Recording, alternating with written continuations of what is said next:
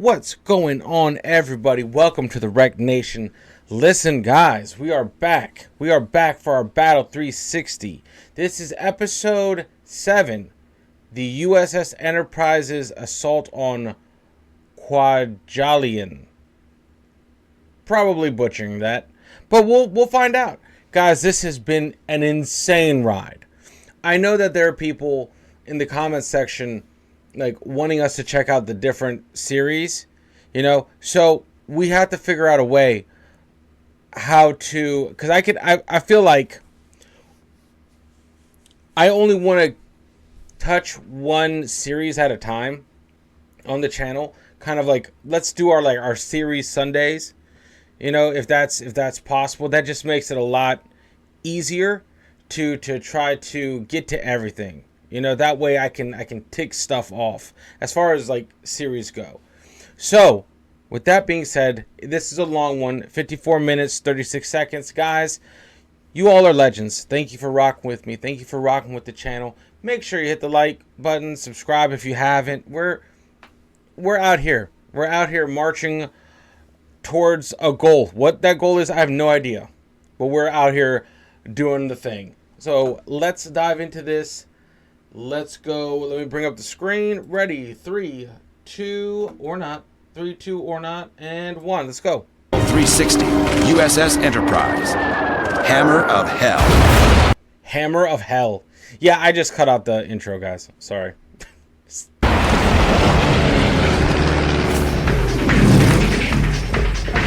February 15th, 1944. Central Pacific. USS Enterprise is steaming toward the Caroline Islands. She's not alone. On either side of her, stretching nearly as far as the eye can see, Wow. are 8 other aircraft carriers, 6 battleships, 10 cruisers, and dozens of destroyers. Damn. Okay. America's industrial might has finally come up to speed and reinforced the Pacific Fleet with adequate numbers of vessels to face down the enemy. Gone are the days of Enterprise venturing out alone as the only operational U.S. carrier. But while the force and it has only increased since this moment. Well, I mean, that's a stupid statement.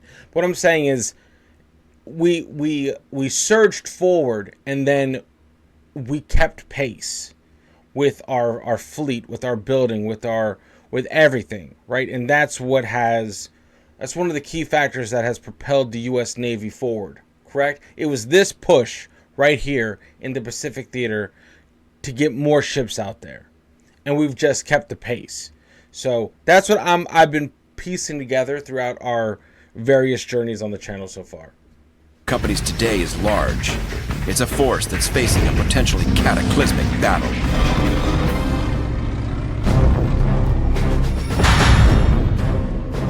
"500 miles ahead of these ships, at the heart of the Caroline Islands group, is Truk Atoll, one of the largest atolls in the Central Pacific.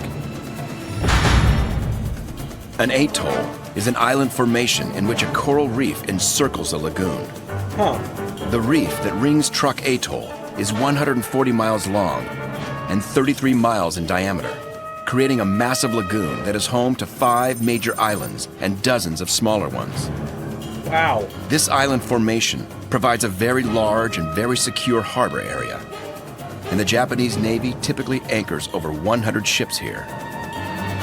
Damn. So that means it's like it has a moat. Like a reverse moat, right? Is that what that means? It has its built-in walls, so that way you can only get so far away from the island with these big blue water ships. So that's crazy. But wait a minute, there has to be entries into this cluster for the Japanese to have docked ships. It has to have a deep water port, right?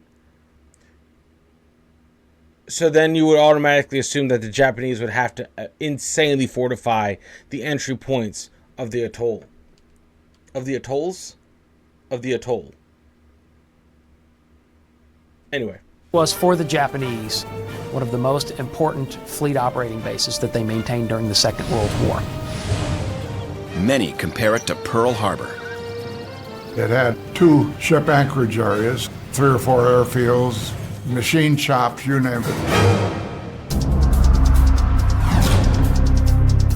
3 of Truk's islands, Moen, Param, and Eaton, contain airfields with runways, hangars, and fuel storage facilities. The main island, Dublon, is home to headquarters and communications buildings. To protect these extensive assets, the atoll is bristling with anti-aircraft batteries.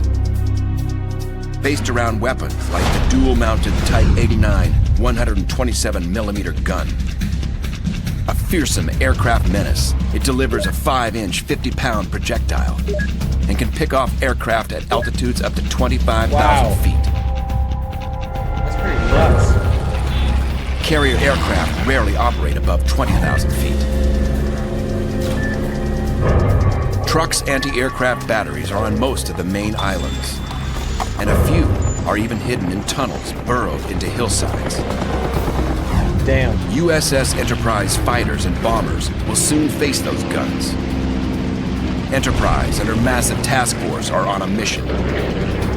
Target, Truk Atoll.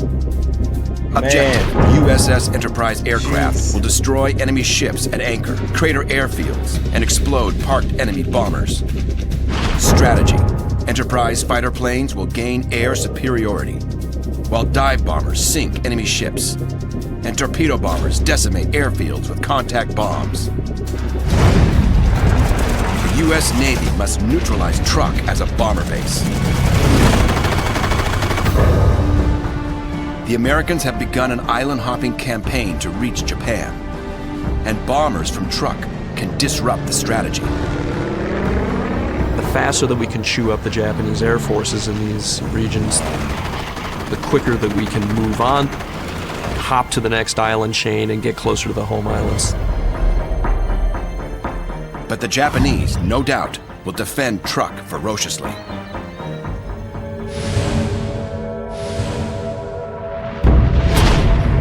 Assaulting the island fortress is an intimidating prospect for many men on Enterprise. It's difficult to convey the sort of sinister air that Truk had about it during the first half of the war. Partly that was due to the fact that so little was known about it. The Japanese had occupied Truk for years and years. They had never let any Allied naval observers into this region of the world, and so far as we knew, it was this Central Pacific Rock of Gibraltar, if you will. That's The crazy. fortified promontory at Gibraltar, of course, is an icon for invincibility.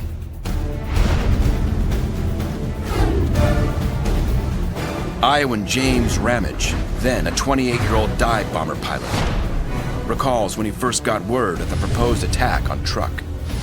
He and fellow pilots were conducting their daily workout. I can remember we were pushing a medicine ball around the flight deck one day, and Air Group Commander came around and he said, "We're going to Truk." And all I could say is, wow, because that was their stronghold, and it was kind of a bogeyman. Man. Oh man, so they're going right into the heart of the enemy. Right now, this is one of those like all in moments. Dang, okay. February 16th, 1944. 6:45 a.m. Morning of the attack. 12 Hellcat fighters launch from aircraft carrier USS Enterprise. The fighters join up with 60 additional Hellcats from other nearby carriers, and the combined force of 72 planes speeds toward Truk Atoll. Man. The Hellcats' mission: gain air superiority. Take out any Japanese Zeros that come up from Truk to meet them. 90 miles southwest, 7:15 a.m. More than 50 enemy fighters take off from airstrips at Truk Atoll. Their mission: intercept and kill the encroaching American fighter planes. The Zero is more maneuverable and has a longer range than the Hellcat. But the American fighter is faster, has better armor and better armament. And most important of all, American pilots are far better trained than their Japanese counterparts by this point in the war. Soon, when enemy meets enemy over Truk's outer coral reef, it's a frantic, murderous aerial clash. There was all kinds of crazy air combat going on. It must have looked like fly soup up there. And about every 30 seconds or so, you could see a Japanese Zero on fire, steaming straight for the water. But in the maelstrom of singing lead from both Zeros in the air and anti-aircraft batteries on the ground, 4 American Hellcats also tumble from the sky. This is no cakewalk for the Americans. In the frenetic maneuvering, each pilot constantly struggles to maintain orientation and separate friend from foe. Man, that's my biggest fear. I feel like something I haven't even thought about or given 2 thoughts about. In one of these dogfights, man, your eyes, you have to be so quick. You have to be processing stuff so quick. You have to know what I would say one of those Zero planes look like going 200 miles an hour. This is what it looks like. This kind of blur. This is the kind of greenish blur that you're looking for. Okay, I saw that. That's a Zero. Bank and follow. Because when this stuff hits the fan, I would get so confused. Because it's not really a target-rich environment because your people are in the environment. So you have to make sure you lock onto one and stay with one, right? You can't just spray the whole area. You might actually down your own team. You're not only concerned about your own aircraft, but you're trying to keep track of all your wingmen, and then you're trying to track where the bogies are. You're trying to take into consideration all the visual factors that are out there. You have the sun, you have all these bad guy planes, you have all these good guy planes, and you need to make sure that you most effectively prosecute them. And of course, these aerial shootouts are all by eyesight only. The pilots have no modern advantages of radar, heads-up displays, or electronic locking on target. They have no high-tech help at all.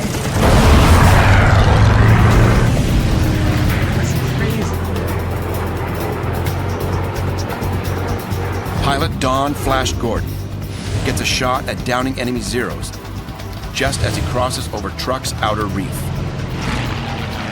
His plane is part of a section of 4 Hellcats from Enterprise. Gordon already has 3 kills at this point in the war.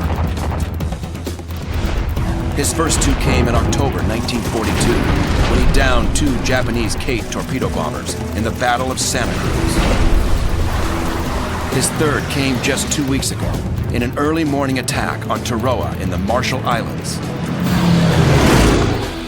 I saw through the clouds in the airfield, and then on top of the clouds, 5,000 feet below us, were 8 Zeros spread out, no formation. So we made one pass, and 3 of us got a Zero. Wow. 2 more kills, and Flash can lay claim to the coveted designation of Ace.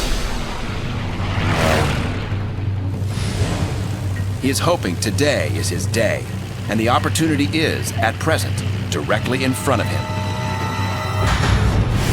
2 miles ahead, and 45 degrees above Don Gordon and his section. 4 Zeros are making an attack run on the Americans. It's 4 on 4. Gordon spots the enemy Zeros first and goes for his guns. The Zero's 12 o'clock, and pulled up my nose, and I got the leader. And the section leader got one, and my wingman got one, but number 4, he wasn't lined up for the 4th guy. Oh man, so now you have one loose out there. John Gordon has his 4th kill. He's only got 1 more to go. Do you get like a pay bump as an ace? Like, or is it just like status thing? I have no idea. Like, yeah, I need to know, because that's... Elsewhere, that'd be interesting. Mid-air jousting over Truk Atoll continues. Across the lagoon, the pilot of a riddled Japanese plane bails out. But the pilot's clothes are on fire. He burns to death swinging beneath his parachute on the way down to the water. Oh my God. Jesus.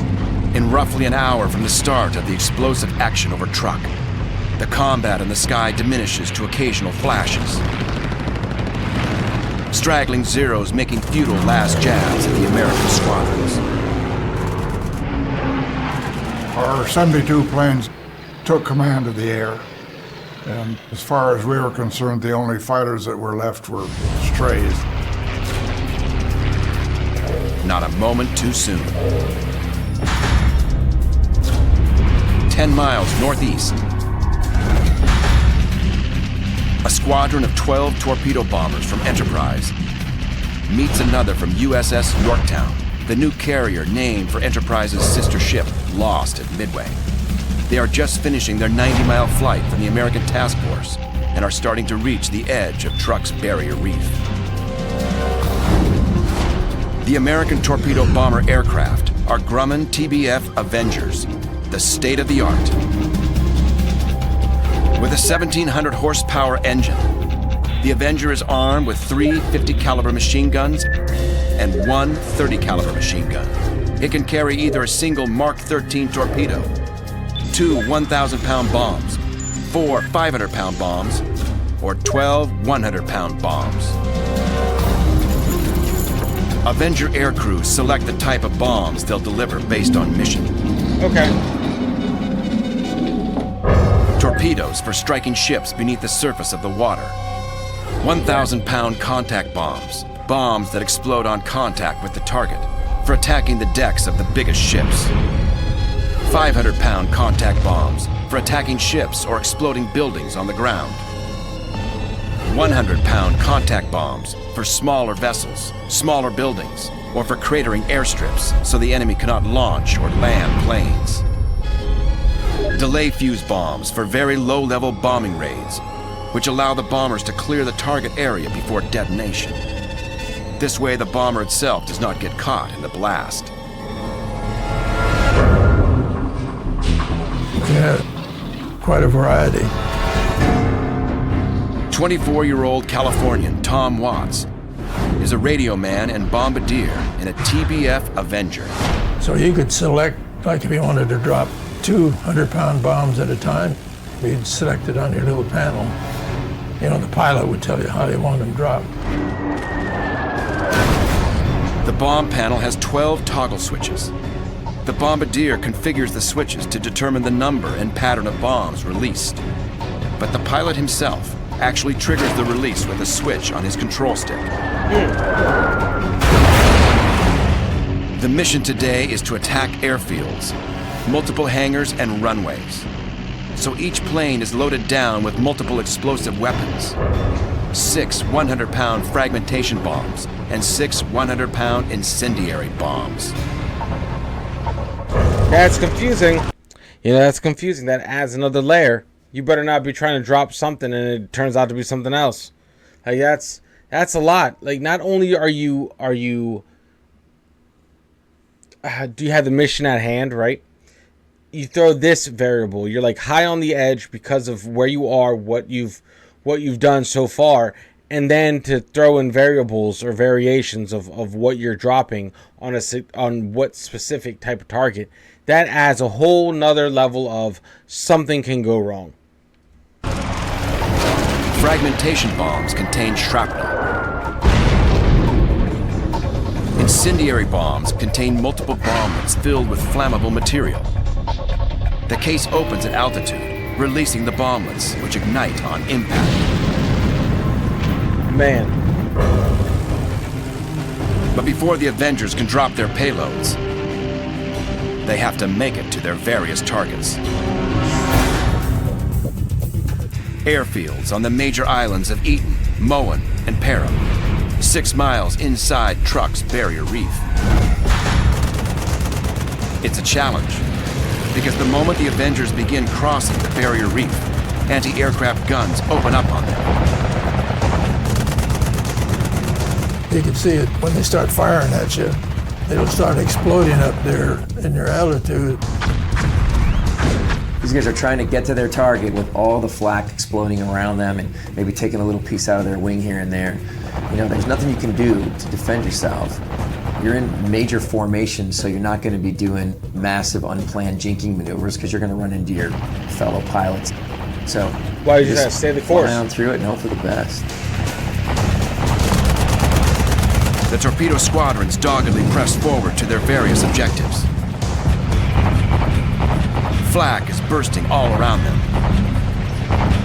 Tom Watts' aircraft is part of a 3-plane formation headed for the airfield on Eden Island. Amid intense anti-aircraft fire from both land batteries and ships in the harbor, Watts' formation, led by Lieutenant Russell Kippen, scatters its bombs. The explosions crater runways and demolish workshops and hangar buildings.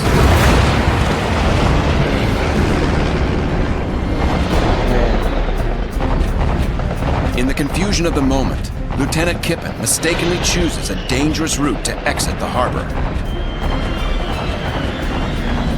Instead of taking a clear route out, what their lead pilot did is he actually took them between a row of 2 transport ships. And what happened then is both those ships started firing on him on either side. Oh my God.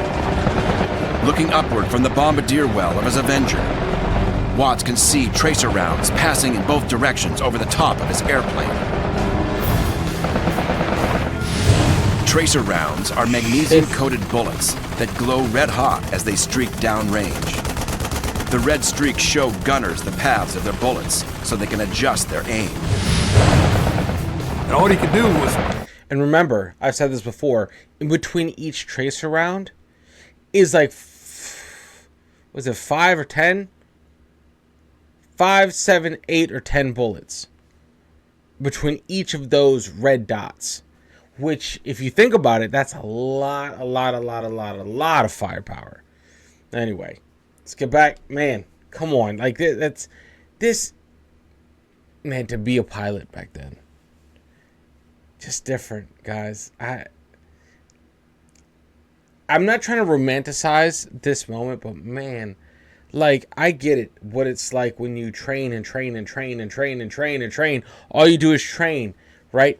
This is like possibly the most death-defying, exciting thing that these pilots have ever even experienced. And a lot of them showed out because, look, we finally brought superior airplanes to the fight, and in some sort of force too, because before we were just barely hanging in there with what we had. So, man, absolutely crazy. Lay there and hope he wasn't going to get hit. Luckily, we were going at pretty high speed, and so in a few seconds, you're out of there.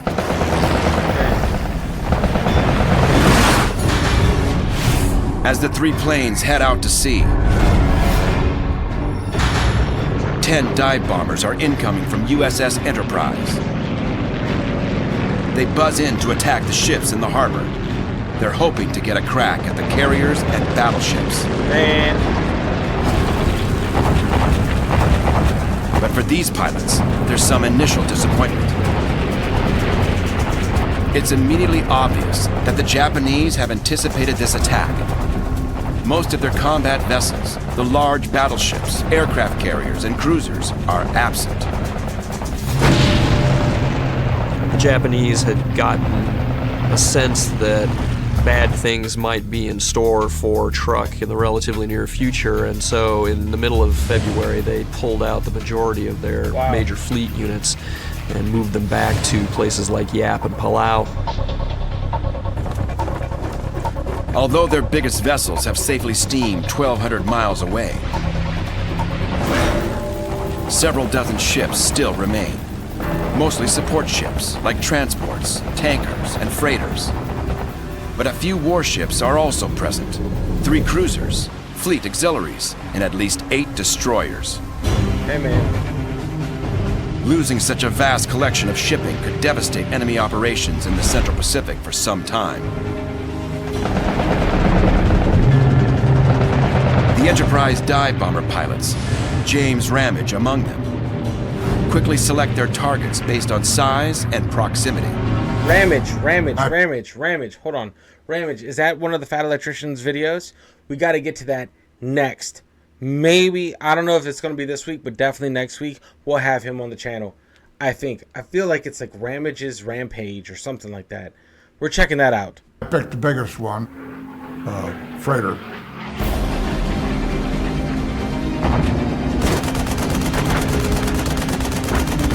With anti-aircraft fire coming at them from all directions, and stray Zero fighters streaking through the harbor area spraying lead. The pilots nose their planes over into a 70-degree dive angle. Our attack was pretty canned. It was a vertical dive from about 10 to 12,000 with a release at 2,000 and out by 300 to 500 feet. As the dive bombers nosed over and then streaked down toward their target, they dove in alongside Dublin Island, which had heights up to 1,000 feet. And so, as they approached the ships that they were about to bomb, right at the altitude where they would begin the process of pulling out, the Japanese had weapons mounted on top of Dublin Island that would fire on them from the same altitude. Oh my God. The Dauntlesses successfully passed through the gauntlet of anti-aircraft fire. Hurtling earthward, they released their 1,000-pound contact bombs. Bombs large enough to damage a battleship and designed to explode on contact with the targets. No need for delayed fuses here. The bombers will pull out high enough and soon enough that the exploding bombs will not endanger them.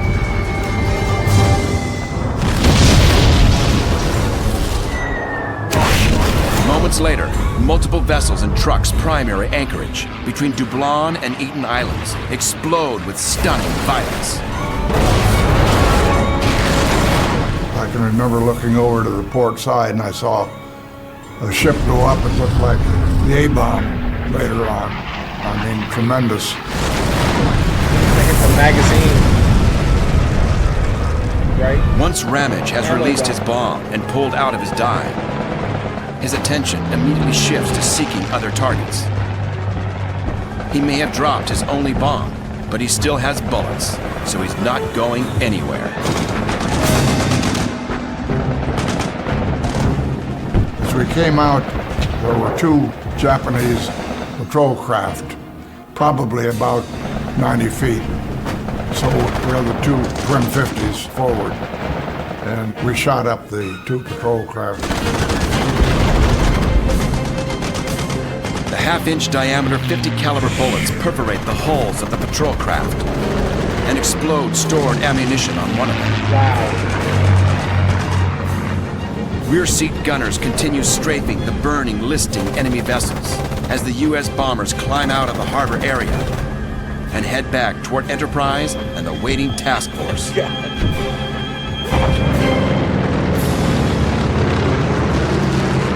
The hammering of Truk Atoll continues throughout the day.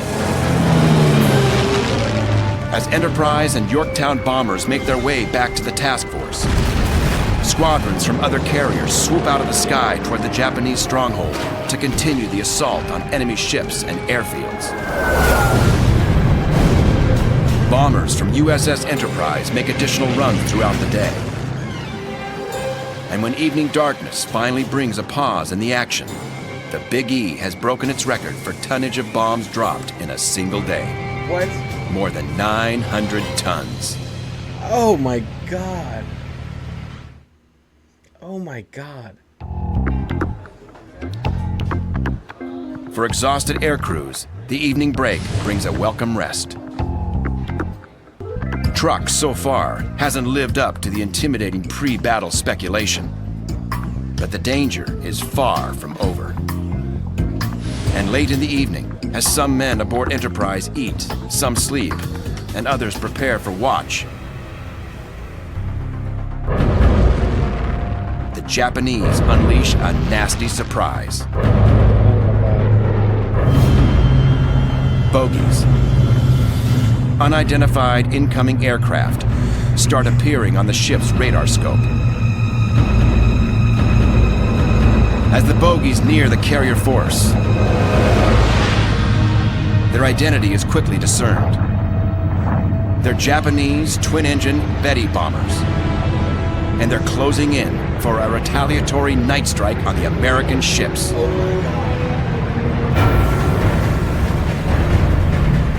It's not an easy mission for the Japanese Bettys. The U.S. carriers and their escort ships are blacked out. All exterior lights are extinguished, precisely so enemy bombers will have a hard time finding them. Still, the Bettys press forward doggedly. When they near the U.S. task force, battleships and cruisers on the outskirts of the American formation open up with their guns. The carriers themselves, like Enterprise, a prize target for the enemy, remain quiet and dark. USS Enterprise at night would stay blacked out because they didn't want to give away their position. And what the 5-inch guns on the deck would do, they'd wheel it around and orient it to where the bogey was coming from. But they couldn't open up on the bogies because they didn't want to give away their position. The guns of the warships on the outskirts of the task force chase away the bombers initially.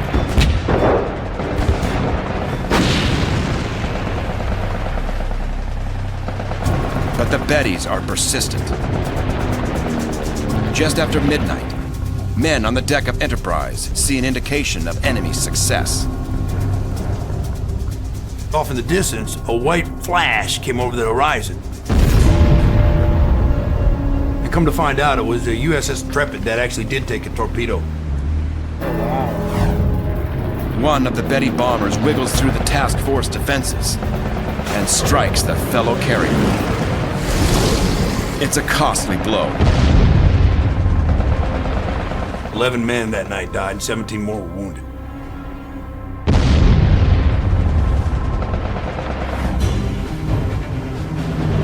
The American task force remains on alert until early morning, when the Japanese Bettys finally break off from their evening of stalking.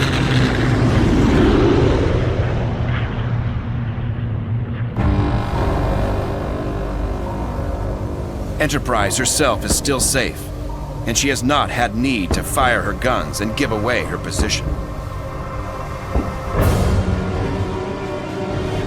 But now, it's the Americans' turn to deliver a little nighttime chaos. Hell yeah. Wow. In late 1943, the TBF Avenger torpedo bombers aboard USS Enterprise got some new technology. Airborne radar.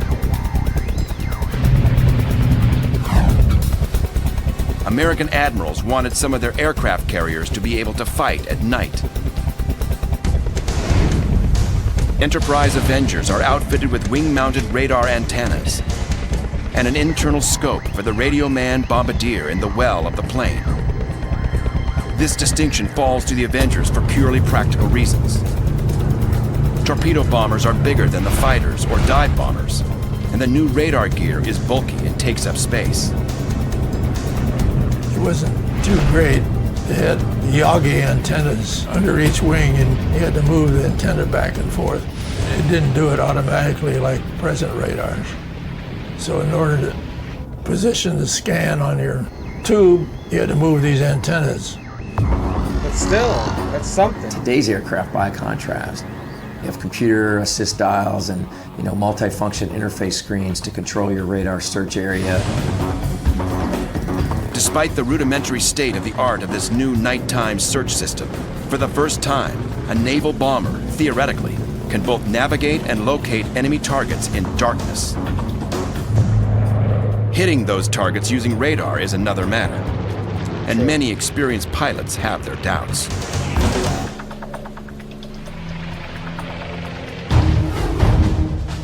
But the commander of the Avenger Squadron aboard Enterprise adamantly believes it's possible. Lieutenant Commander Bill Martin, a 6-year naval aviation veteran, has faith that radar will allow his air crews to deliver some nocturnal hell to the enemy.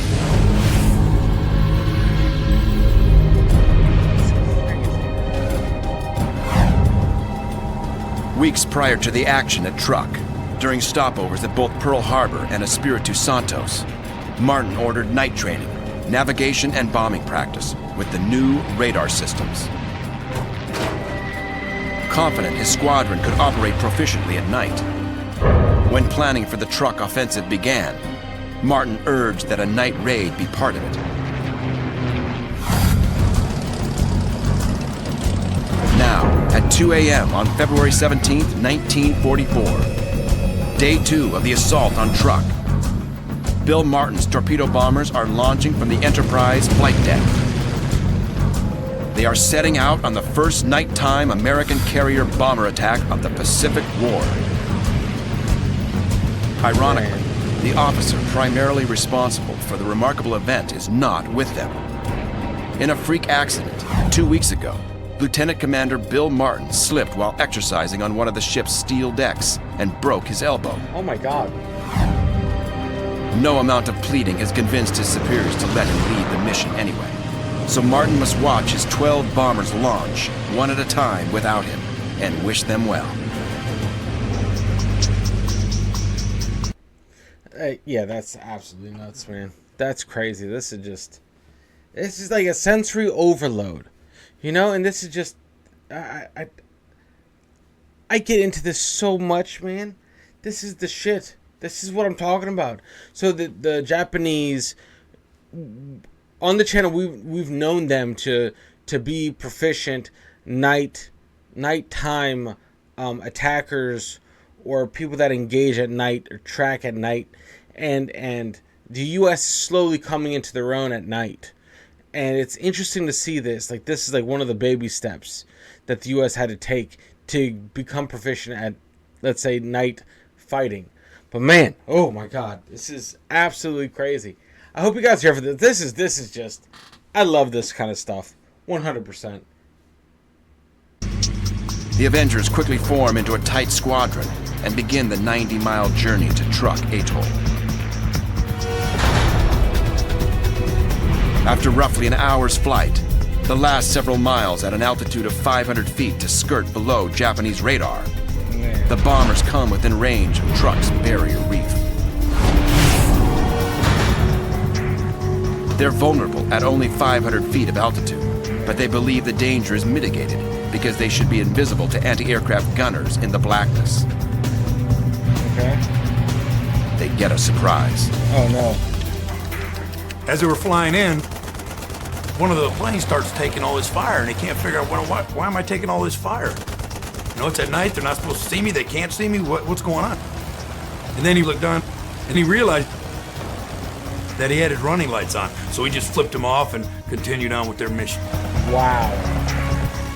It's a close call, and this incident has added to the danger for the bombers, because it's marked their intended path for the anti-aircraft gunners. Minutes after crossing the reef,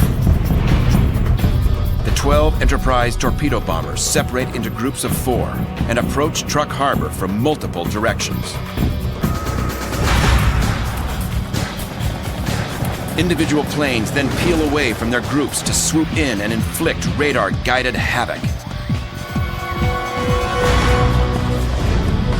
The Avengers zero in on the enemy ships that show up as the biggest blobs on their radar scopes. You know, I don't give enough credit to those people that can read radar. Like, put a radar in front of me and like, what are you looking at? I wouldn't have any clue what I'm looking at. So the training involved in being able to decipher what it is you are actually trying to hit is intense, is absolutely insane, especially for this like pilot program over radar system that they put on these planes. Among the targets in the water below are 2 tankers and 11 freighters.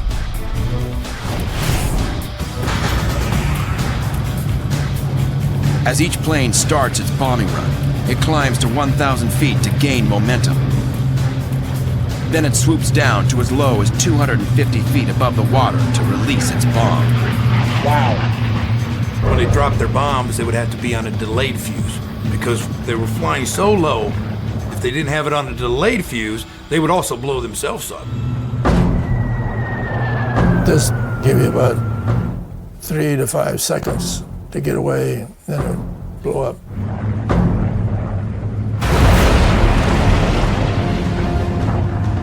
For nearly half an hour, in the face of intense but inaccurate anti-aircraft fire, the Enterprise Avengers continue making runs on the harbor.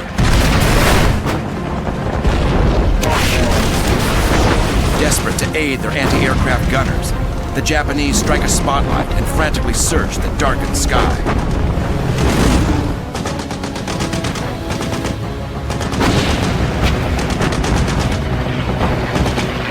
Finally, with their bombs expended, the torpedo bombers climb away from Truk Lagoon and head for home.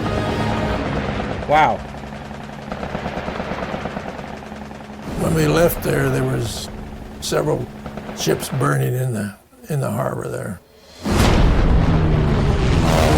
2 tankers and 11 freighters are damaged or sinking.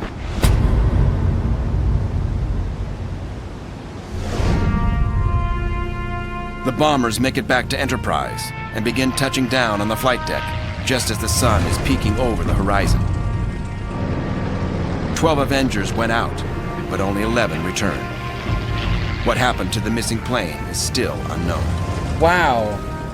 Even so, the mission has been a success. It's the first time that aircraft carrier-based aircraft took off and then used radar to guide themselves into the target area, deliver their ordnance, and then return to the carrier at night. Night carrier landings are especially difficult because of poor visibility. The only illumination on the flight deck is a dim strip of lights down the center. A pilot must depend on the LSO, landing signal officer, to position him properly for landing. The LSO uses lighted wands to signal a pilot to raise or lower his plane as he approaches. The altitude must be exactly right, because to force his plane to drop down to the deck, a pilot actually kills his engine. To stop, the plane's tailhook must catch one of several arresting wires. If the plane is too high when the engine stops, it will overshoot the arresting wires. If the plane is too low, it will hit the end of the flight deck and fall in the water. Oh my God. Proper night landing takes much practice. Oh my Lord. And many Enterprise pilots have experienced rough landings getting the hang of it.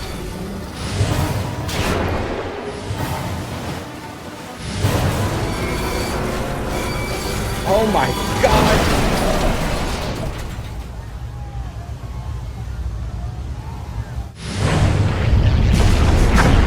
Couldn't imagine that. That's crazy. The morning of February 17, 1944, brings 3 more bombing raids on Truk Atoll. Anti-aircraft fire persists, but with only a few enemy ships still limping across the Japanese anchorage, the damage brought by the raids is negligible.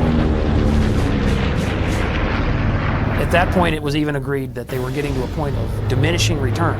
And with the diminishing return situation being what it was, further attacks that were on the schedule for the afternoon of February 17th were canceled. And the Enterprise collected its air group and left the area. For the Americans, it's been a gratifying day and a half. And Truk, for now at least, is no longer a threat to the U.S. Navy's island hopping campaign. Enterprise and the rest of the U.S. Carrier Task Force retires to Majuro Atoll in the conquered Marshall Islands to refit, resupply, and press their campaign forward.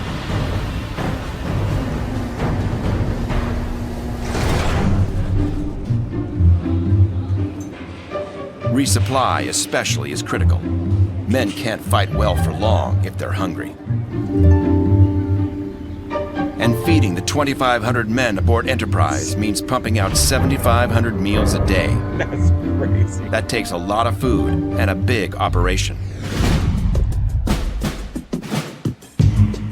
Enterprise has 3 dining halls, or messes, located on her 3rd deck, just above the engine rooms.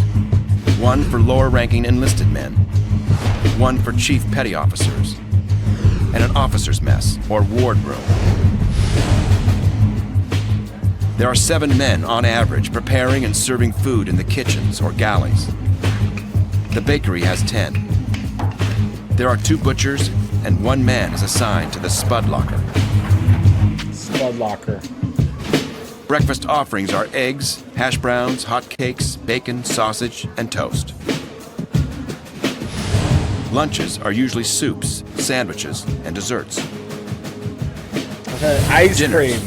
meats, potatoes, canned vegetables, spaghetti, and garlic toast.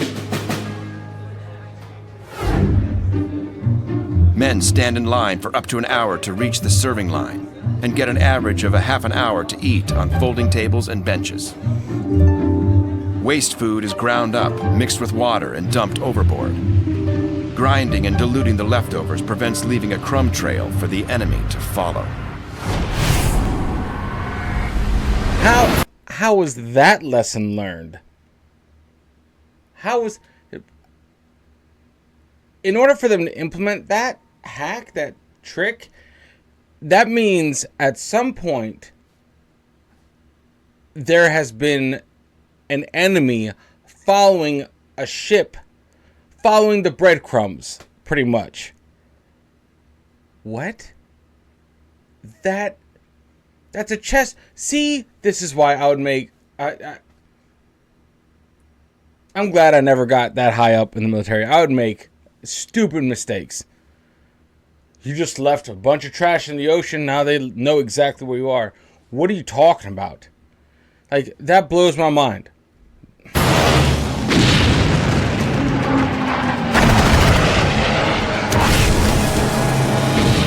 For the moment, the enemy at Truk Atoll is in no shape to follow.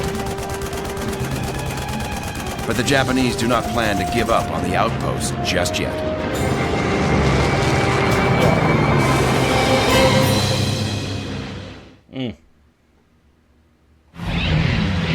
Second Battle of Truk Atoll.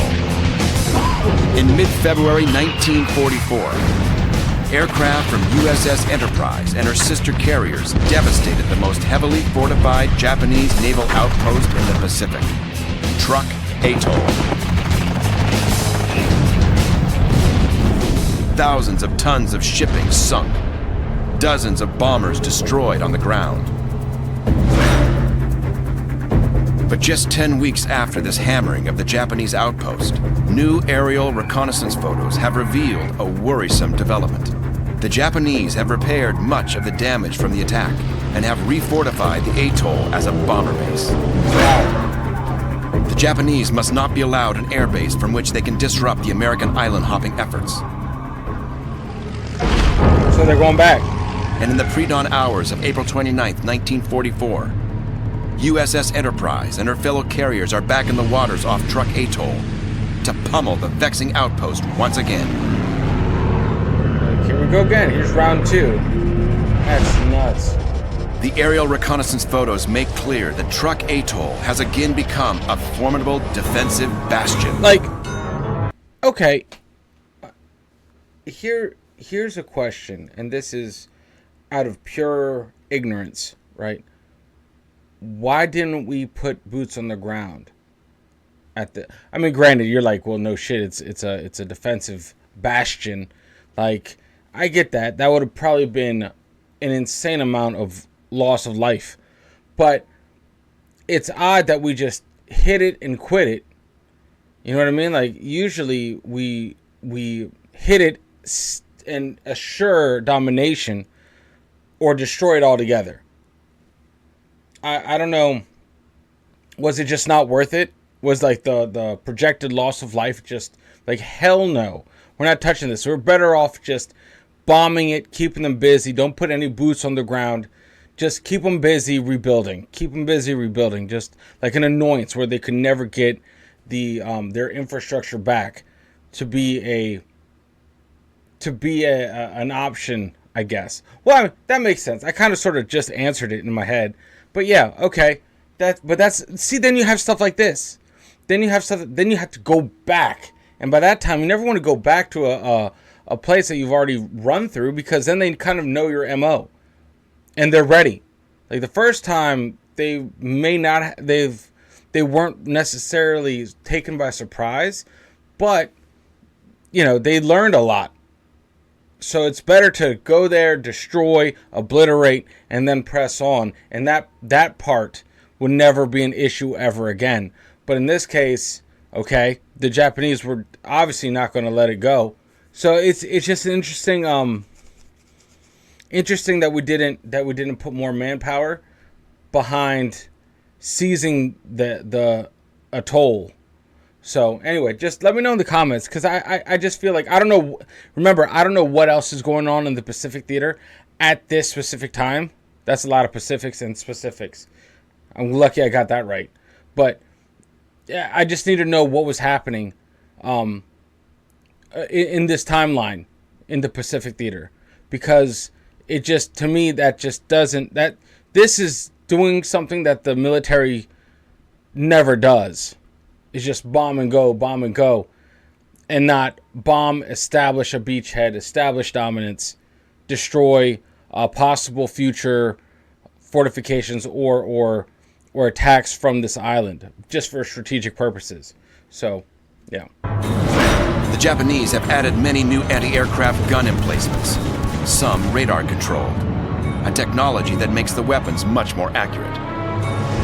It will, again, be a perilous job for Enterprise bombers to approach the atoll to take out the new airfields. Once again, this morning's attack leads off with a sweep of the skies by Hellcat fighters. The fighters launch in the pre-dawn darkness to clear the way for the bombers to follow. And again, pilot Don Flash Gordon is among them. Gordon is eager. He knows that today might be the day he makes his 5th kill and wins the distinction and status of ace. With the fighters on their way toward the target, dive bombers and torpedo bombers begin launching from Enterprise and other task force carriers. James Ramage's SBD Dauntless dive bomber is among them. And in the seat behind him is enlisted air crewman Dave Cawley.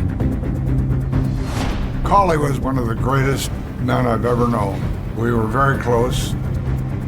He's there to operate the radio on the aircraft, but then also to operate the aircraft's twin A&M 230 caliber machine guns called Stingers.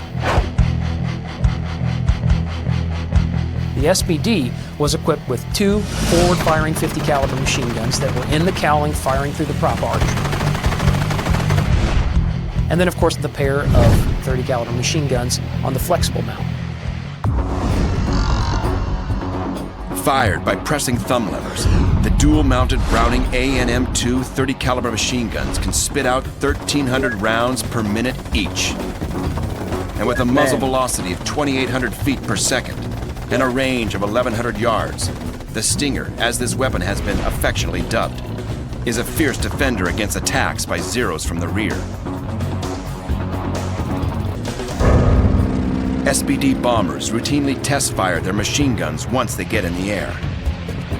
Well, Dave Cawley, that morning, as they were in the air on the way to the target area, swung his 2 30 caliber machine guns off to the side of the aircraft to put his rounds in an area that was safe where no other aircraft were.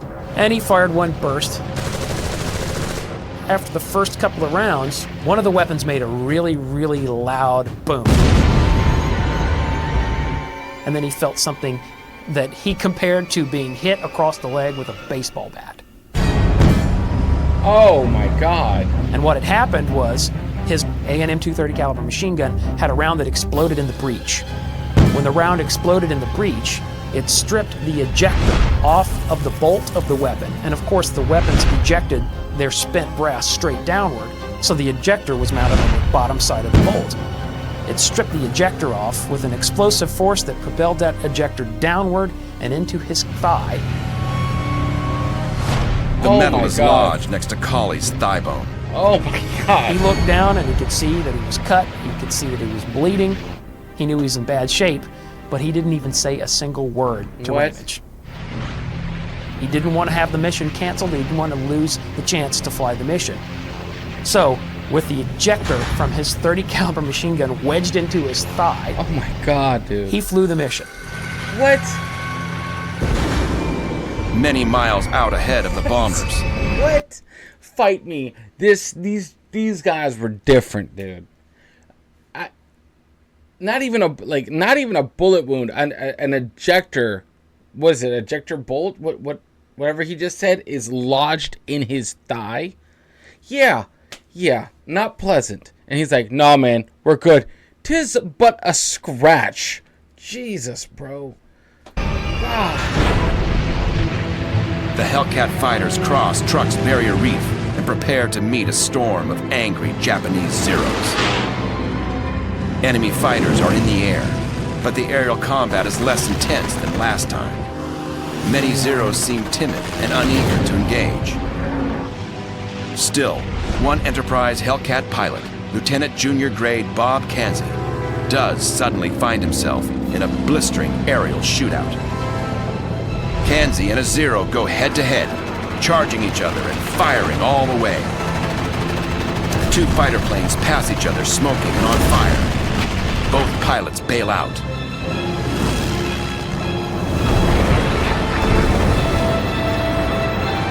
Kanzi drifts toward the water at the south end of the lagoon. Luckily, his survival gear includes an inflatable raft. But alone in hostile waters is the last place a pilot wants to be.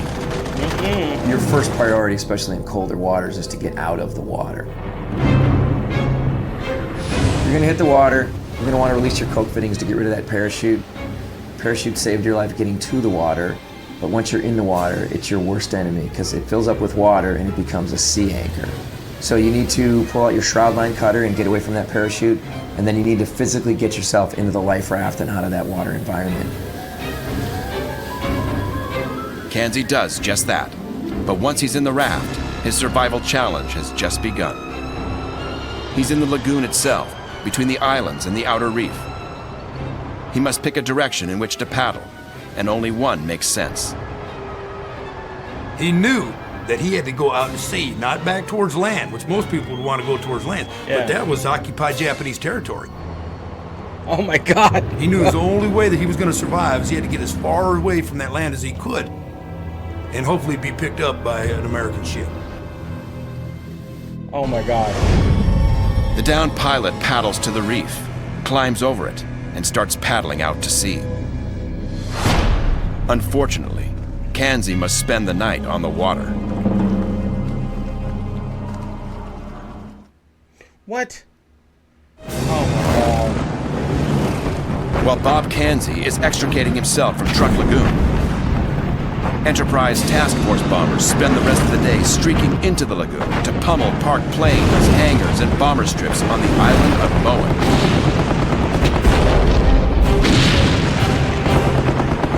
The bombers also pay special attention to anti-aircraft batteries on Moen, exploding gun emplacements, and occasionally sending long metal barrels hurtling skyward.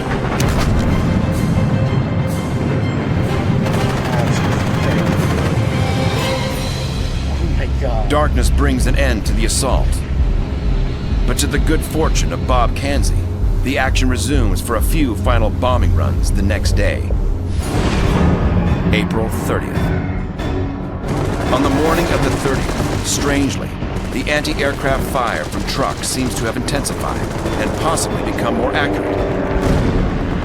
The flak takes down 3 TBF Avengers from Enterprise.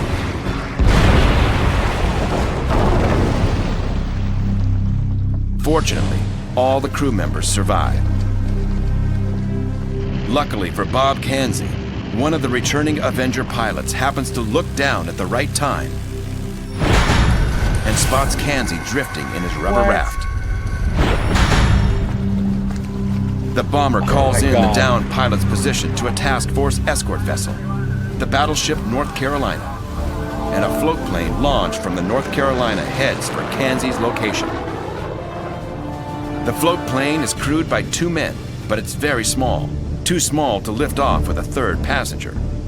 So the plan is for the plane to pick up Kansi and simply taxi him to an awaiting submarine, the USS Tang, for transfer. That's a lot. When the float plane taxis up to Kansi, the downed pilot climbs out of his raft and lets it go to swim to the plane. And as he reached up, the plane was so small, reached up and when he grabbed the wing, the plane actually flipped over and capsized, and now he got 3 people in the water. The plane sinks, and now all 3 men are stranded, supported only by their life vests. The second plane from North Carolina is dispatched. Now this time they're very careful about what, they knew what happened before. What they did is 2 of them crawled up on each wing at the same time, trying to balance it out, and one straddled the tail. And what they did is they just basically motored to the USS Tang, which was a submarine, and then they offloaded onto that, and then they were safe. Wow. Later in the day, a similar operation rescues 8 other Enterprise task force pilots downed by anti-aircraft fire. That's...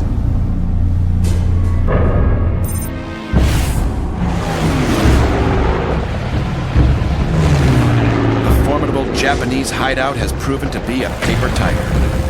The assault on Truk has decimated a vast and irreplaceable quantity of Japanese shipping and bomber aircraft in the Central Pacific. 3 light cruisers, 4 destroyers, 3 patrol craft, and some 36 merchant ships and auxiliaries. They left a lot of ships there, and I'm glad to report we got them all. Wow. The Japanese have also suffered the loss of some 270 aircraft, fighters, and bombers. Hundreds of Japanese soldiers, sailors, and air crewmen are dead. And the loss of support facilities and airfield infrastructure is momentous.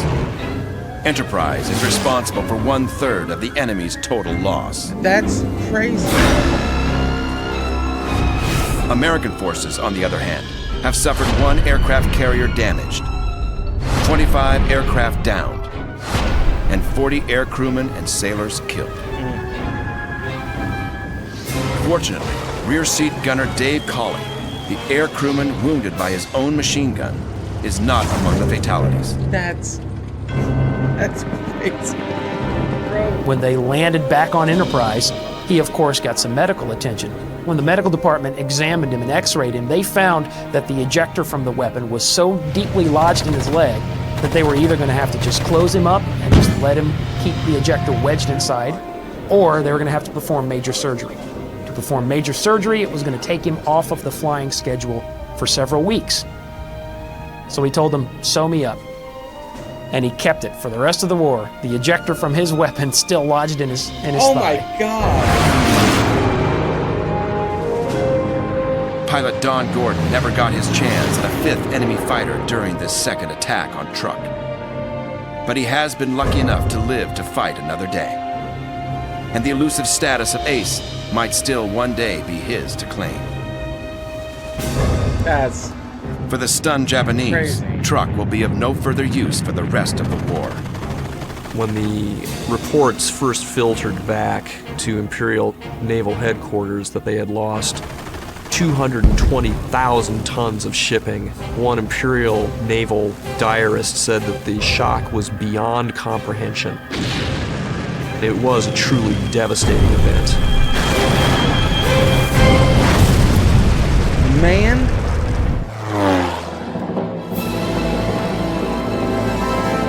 The enemy is never able to keep Truk sufficiently resupplied, and many of the surviving Japanese personnel on the island go hungry. For U.S. naval commanders in the Pacific, Truk is now a threat removed. And this accomplishment will help clear the way for much bigger fights to come. The American island hopping campaign is now targeted at the Marianas. And a great battle above the Philippine Sea is in the offing. Man. Let's go, man. Let's go. Goodness gracious. What'd you guys think about that? That was awesome. Oh my goodness. We're trucking along, that's for sure. Let me see. This is episode 7. Let me just see something. Because I have to see how many episodes there are. I think I keep forgetting.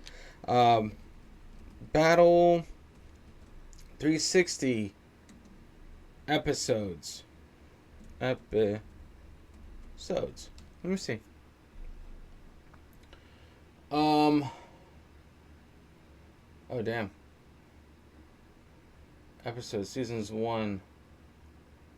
Is it the Empire's Last Stand? Enterprise. Where's the Enterprise? Santa Cruz, Vengeance, Midway, Grey Ghost. What? How many?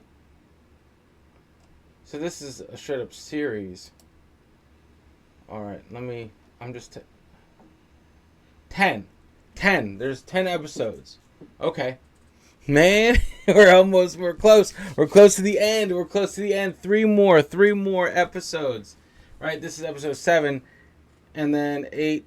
Yeah. Come on. Anyway, guys, this has been absolutely phenomenal. Like, brushing up on history and seeing these stories and just hearing the tales and like this is, man, could you imagine getting wounded like that? One, I would be beyond livid if my machine gun is the reason my own weapon is the reason that I got injured from some exploding round. I'd be so pissed off. But yeah, what are you gonna do? You can't leave the ship. I guess you could, but what a waste of resources. You got to stay in the fight, and that goes to show you the mental toughness, the tenacity of these guys just to push through and keep the fight going. You know, not a lot of people nowadays would, you get a ride home, you take it. But man, just to sew them back up, just what is that thing? Oh, just leave it in there. I'm just gonna suffer. That's no. I don't know that. These guys were just different. These guys were just built different. So I know that you guys have commented. Check out some Monte Mayor or some channel like that where it gives a Japanese perspective on this war, and I think we'll get to those a little bit later on. I'm not saying that we won't at all. We're definitely going to check out everything there is to check out. I mean, God, just in this kind of niche, the content is endless for real, right? Because current content for this type of channel gets made every day. So, but I definitely want to throw it to an Eastern theater, European theater for a little bit. And then we'll circle back and come back to the Pacific theater. And I think for the Eastern theater, I'm going to be looking at World at War. Hopefully those can go up. If they don't, we'll do something similar like Battle 360 on the channel. But anyway, guys, much love. Thank you for rocking with me. Thank you for just hanging out in the premiere, chatting with me. Guys, make sure you like, comment, and subscribe. I know I say that, and I promise very soon I will stop saying that. And we are just building steam. I know the people that watch this to the end, you guys are the legends. You guys are absolute legends, and I do appreciate your time in this. But anyway, guys, I'm here for the next one. Let's do this thing. Make sure you unplug, make sure you do something legendary, and I will see you all in the next video. Later, guys.